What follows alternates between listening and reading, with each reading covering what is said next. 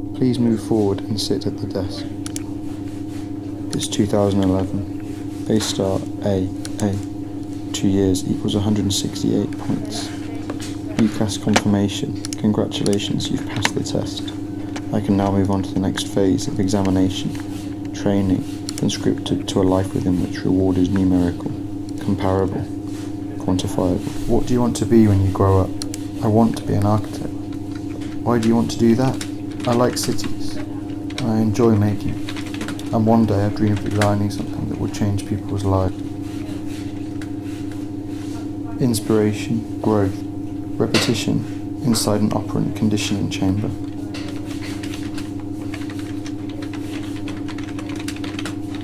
Datum, surface topography. The desk is a changing landscape.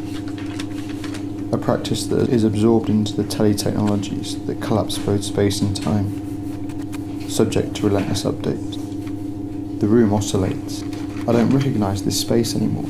It feels different. A moment in space and time. Architecture's demand for flexibility and expansion.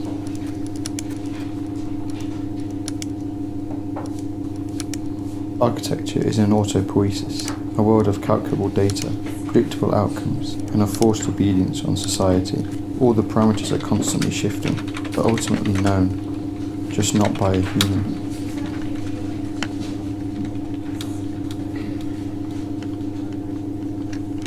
Window open. Look around. The license reads 16 days remaining.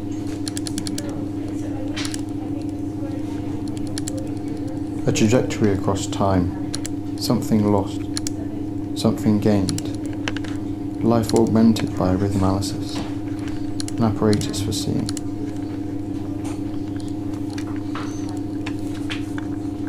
A moment of rupture. Exaggerating reality. Pulling the seams of the current homogenized, algorithm-driven, reductive ways of seeing. A radical empiricism that forensically denatures the world. The future is always experienced as a haunting, as a rituality that already impinges on the present, conditioning expectations and motivating cultural production.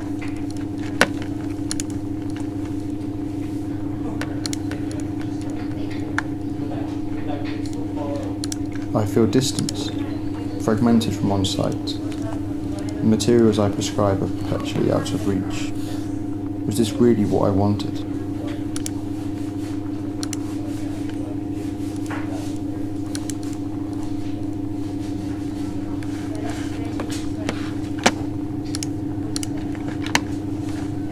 A welcome derivation that reanimates the ways in which we inhabit our surroundings, but also by heightening our awareness with the material and psychological dimensions of space, investigating not only its continuity, but its fragmentation.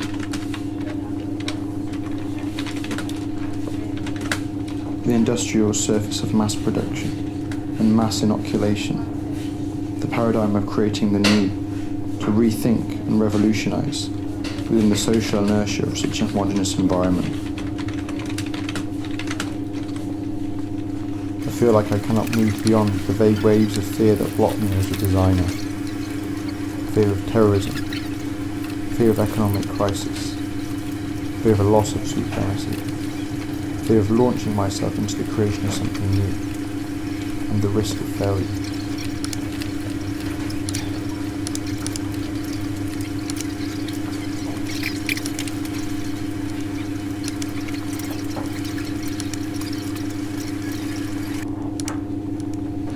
By splicing together the scientific and the poetic, the rhythm analyst can begin linking the spatial and temporal together, begin looking at data alongside relational ecologies, begin reconstructing the imaginative. After long hours and days of occupation, the microscopic residue of activity is visible. Dust, air, and skin become part of the surface landscape.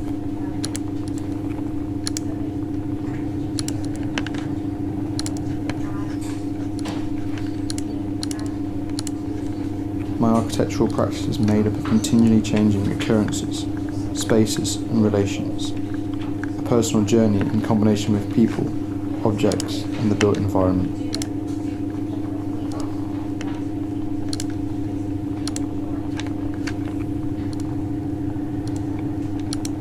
Immaterial relations, psychic encroachment, pressures and dangers.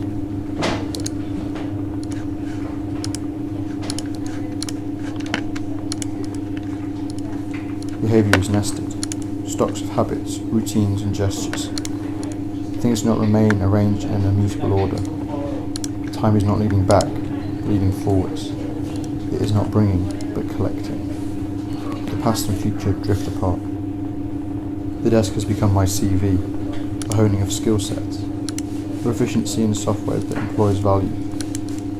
Software skills must include Revit Essential, AutoCAD LT, SketchUp and Photoshop, experience producing detailed construction information, confidence in communicating with clients, contractors, planners and colleagues. We still aspire to the old formalistic models of towers, skyscrapers and skylines.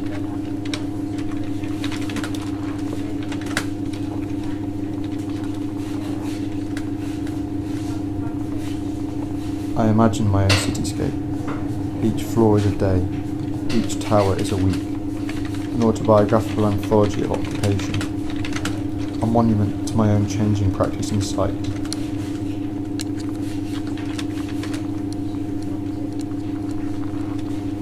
A culture of continued update, movement, and ruled under a reign of the ephemeral. For me, obsolescence is a state of normality. Things that were once futuristic are now out of date, as if obsolescence was invited at their conception.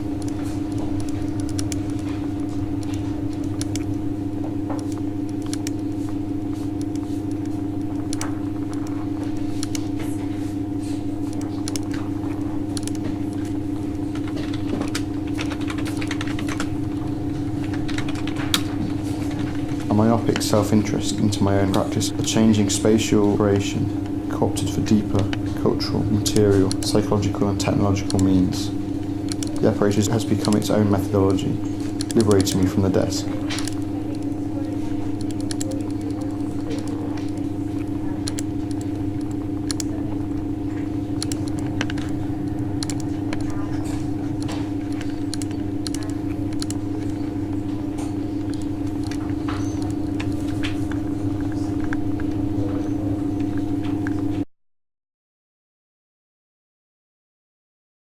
You must now leave the desk. Another one will be waiting for you.